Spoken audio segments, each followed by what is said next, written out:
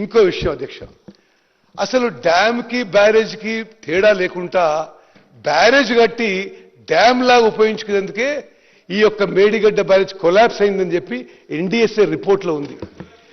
ప్రపంచవ్యాప్తంగా barrages are meant to store less water, 2 to 3 TMC at the most. Dhavaleswaram లాంటి ప్రాజెక్టులలో కూడా 2-3 TMCలు స్టోర్ చేస్తారు. మరి ఈ మేడిగడ్డ బ్యారేజ్లో ఈ బ్యారేజ్లలో మరి ఫుల్ కెపాసిటీకి స్టోర్ చేసి అధికారులు హెచ్చరించిన ఆన్ రికార్డ్ ఇది ఇంత స్టోరేజ్ చేయకూడదు, నీళ్లు తగ్గియాలే, రిపేర్ చేయాలని చెప్పిన ఆనాటి ప్రభుత్వంలో పెద్ద మనుషులు దాన్ని లెక్క చేయలేదు.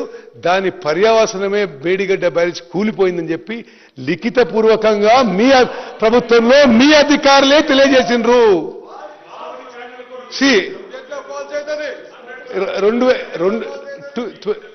2022 14th ఏప్రిల్కి ఆనాటి ఇంజనీరింగ్ చీఫ్ మురళీధర్ రావు గారు, ఆనాటి ఇంజనీర్లు వాళ్ళేమన్నారంటే ఇమ్మీడియట్ గా ఈ బ్యారేజ్లకు రిపేర్స్ చేపట్టాలి, లేకపోతే ఫ్యూచర్లో ప్రమాదం అని. బట్ ఆనాటి మరి పెద్దలు అసలు లెక్క చేయలేదు, ఆ బ్యారేజ్లు నింపెట్టేసిండ్రు, అది కూలిపోయింది.